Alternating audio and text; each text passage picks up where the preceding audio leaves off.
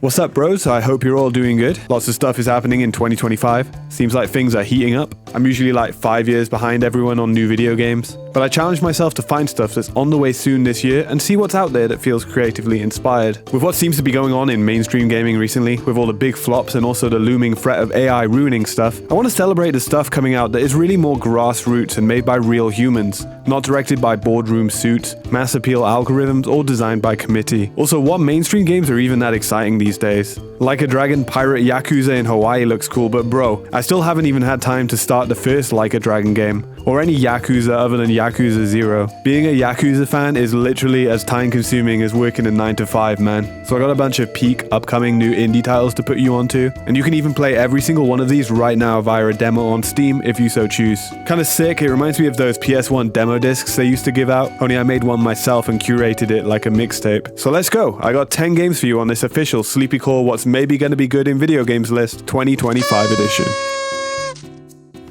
Let's start things off strong with Demon Tides. This looks like it's been honed right to my tastes. It's a sequel to a 2021 game called Demon Turf, which is a 3D platformer that blends a 2D character with 3D environments. Demon Tides is an open-world 3D platformer that tickles all the right parts of my brain, with a really nice cel-shaded art style, beachy island theme like in Zelda Wind Waker, and a goofy pirate crew kind of like One Piece. Aesthetically, it seems really sick. I love the idea of exploring the ocean for different islands or sunken cities. I feel like I naturally gravitate to summery islands and beach vibes. I guess since I'm from Britain, I want what I can't have. True escapism for me is playing a game where the sun is visible and the sky isn't grey. I also like when a game commits to a setting more than just going through the expected platform emotions. It's why I always respected Mario Sunshine, because it has a definitive setting. But what really grabbed me playing Demon Tides is just how nice the game feels to control. There's a lot of really cool movement tech right off the bat that feels a step above most 3D platformers already. So imagining what they can pull off with more challenging areas is a mouth-watering prospect. Hell, just watching the trailer, it seems like the amount of movement tech that I didn't even catch on to is immense. Just playing this demo, I had a great time. It seems like the full game will be packed with content. A lot of the platforming challenges were really good fun, and the fact that you can set your own checkpoints lets you adapt the challenge to your liking on the fly. All the music in this demo rocks, these character designs seem really cool, and the Pirate Island aesthetics are so nice. I'll definitely be checking out Demon Tides later this year whenever it's released.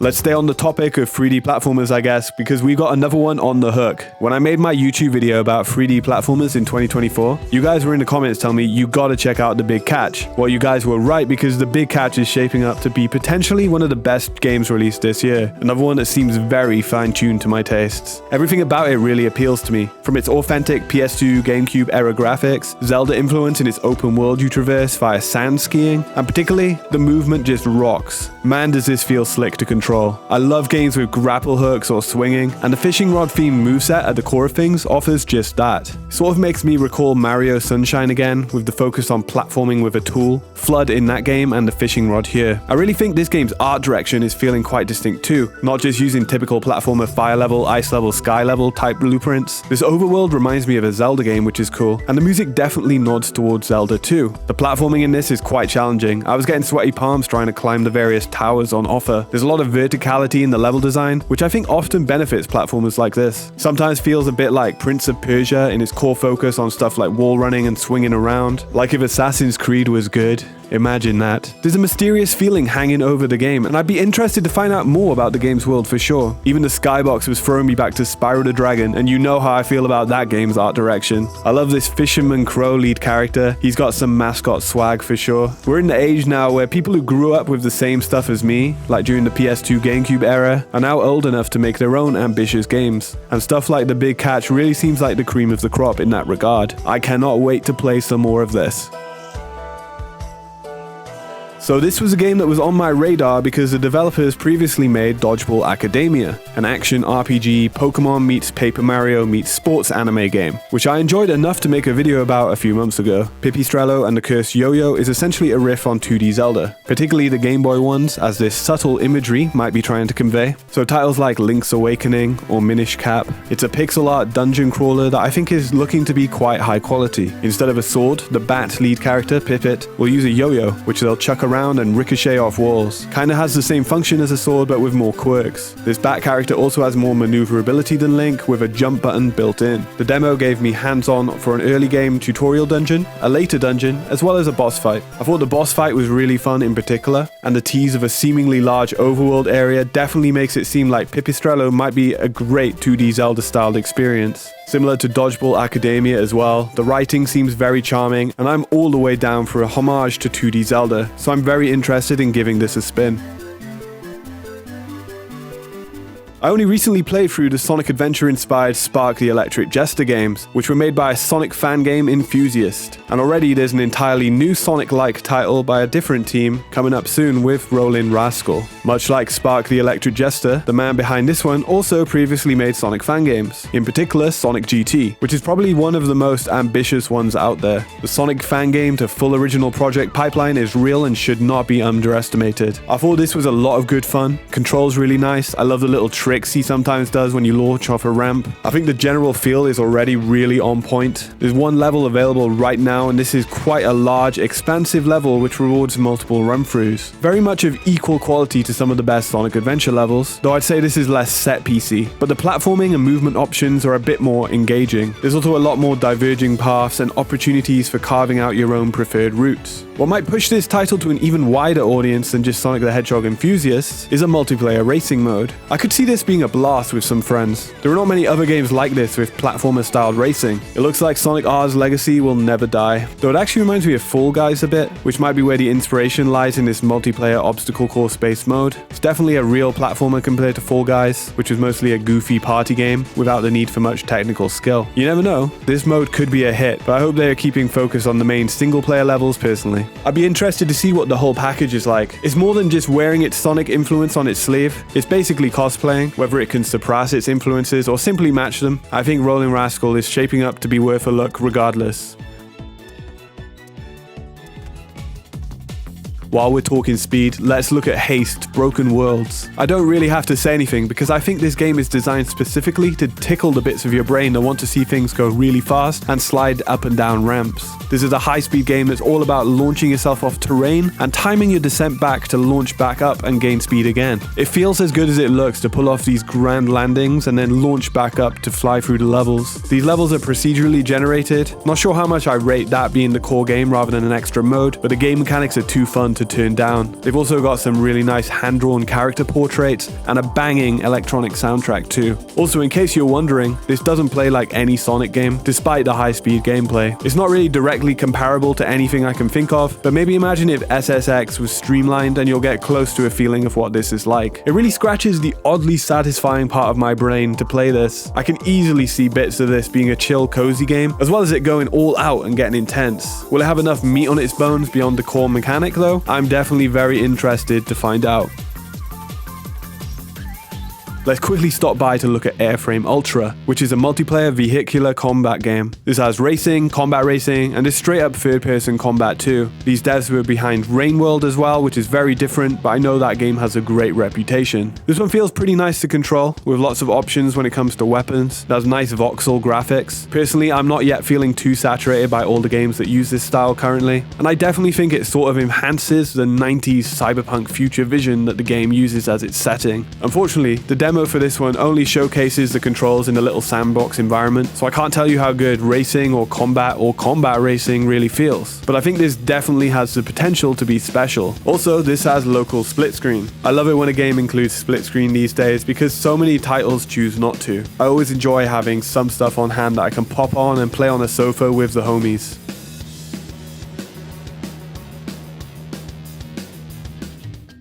The 3D platformer renaissance continues, and this one, titled Ruffy and the Riverside, grabbed my eye because of the 2D character art style. This works quite well for me, a sort of Paper Mario style approach, but in a platformer is fairly novel. It immediately made me think of Banjo-Kazooie or the original Jak and Daxter, throwing back to that sort of golden age collectathon. It's got a big hub world which immediately gets me nostalgic for like Peach's Castle, Grunty's Lair, or Delfino Plaza. It's got more of a puzzle focus, definitely got me thinking a bit more than say a typical Mario game. Seems seems like Ruffy's moveset is fairly simple, or at least what he's got on offer in the demo I played was. It's got a different sort of mechanic at its core, where Ruffy can take bits and pieces of the environment and mix and match them, like changing a waterfall into vines or freezing water. This seems like a mechanic that's ripe for clever game design, so I'm hyped to see what they can achieve with it. I had a lot of fun with this, and the kid in me is very grateful for all these throwback 3D platformers.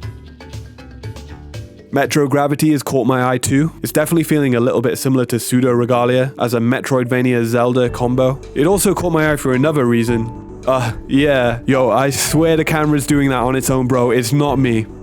Anyway, this impressed me with its gravity mechanics, some really strong puzzles right off the bat that made me have to whip out my thinking cap. It definitely tripped me out as you lose track of up and down, but also in that it's kind of freeing and makes you think outside the box a lot more. It also has some fairly challenging combat with focus on parrying and dodging, definitely has a relatively high ceiling to get pretty technical. Likewise, it also links into rhythm game based mechanics as you parry based on sounds the enemies make, which is pretty cool. There's a mysterious feeling hanging over the game's setting, though its writing for the characters is quite tongue-in-cheek, very internet-y, like you're reading Discord DMs. This dev has a few devlogs on YouTube going into the game's development too, and I highly recommend watching them if you're into game design or game development, because this guy's pretty funny and clearly put quite a bit of effort into editing these videos as well. So they're informative and not boring like I guess a typical behind-the-scenes devlog has a tendency to be. For a change of pace compared to what I've covered so far, here's Artis Impact, a 2D RPG that's potentially one of the more stylish of its kind. It seems to be a light-hearted, turn-based RPG with focus on plot and characters. Its battle system appears to be fairly typical for this sort of game. But what's not so typical is just how much style there is with these hand-drawn cutaways. I'm a big fan of these sort of RPG Maker style games like Undertale, Omori, or Eastward, though each of those will be made up of you reading text boxes for a lot of their runtime. These more involved and stylish cutaways in conjunction with smooth pixel art makes Artis Impact feel a lot more involving, which is great if there's to be a lot of focus on the plot. There's quite a lot of style involved, and I found the writing to be quite charming with fun, defined characters. I'll definitely be giving this a spin. The dev's been working on this for 4 years, so no doubt unimaginable levels of passion will have gone into this. Here's the Knightling, which is a sort of Breath of the Wild type game. I'm probably not alone in saying that one of my favorite modern games is Zelda Breath of the Wild. That was really a game changer for me, particularly the feeling of exploration of such a detailed open world with tons to do. It was on another level compared to like Ubisoft titles. I've tried a couple Breath of the Wild likes, like Genshin Impact, but I had to drop that because it just felt like Breath of the Wild but for babies. Also, I was worried to find out what a gacha game actually is and why everyone is either horrifyingly addicted to them or hates them or is both at once. But the Knightling might be the first Breath of the Wild clone to really hook me in. I played this demo for 2 hours and it felt like I could have kept on going for ages, with a colourful open world packed with detail and fluid maneuverability that makes exploring a lot of fun. The side quests were also fairly quality, hardly just filling out checklists. They had little characters and plot lines as well as varied tasks. Compared to Breath of the Wild, you've got more platformer-esque movement with more focus on jumping and some simple platforming. It's all focused around using a shield as a weapon too, which looks to be fun, especially how it's inherited Breath of the Wild's shield surfing mechanic. It's a lot more focused than Zelda's constantly rotating weapon inventory. While this one is very clearly leaning on an existing game, I'm still very interested to see if it can surpass the feelings of familiarity to Zelda. But then again, Breath of the Wild and Tears of the Kingdom are both so good that I think we can get more mileage out of that template. That's all the stuff that's immediately on my radar, though there's definitely a bunch of other stuff that's out there that's worth a look too, but they just don't have demos yet. So perhaps I'll make another one of these videos sometime down the line. I'm usually okay with being patient when it comes to new game releases, just because I favor single player titles, so there's no missing the boat with those, like there would be if I waited a year to get into some new multiplayer title. But I feel like this year I want to celebrate some new titles, and seeing if any smaller teams can innovate and produce something amazing, because the big studios haven't really done anything like that in a while. I hope I've padded out your Steam wishlist with some sick upcoming stuff, and let me know if there's anything cool you know about that's coming out soon that everyone else should be aware of. Thanks for watching. I'll catch you guys soon in the next one.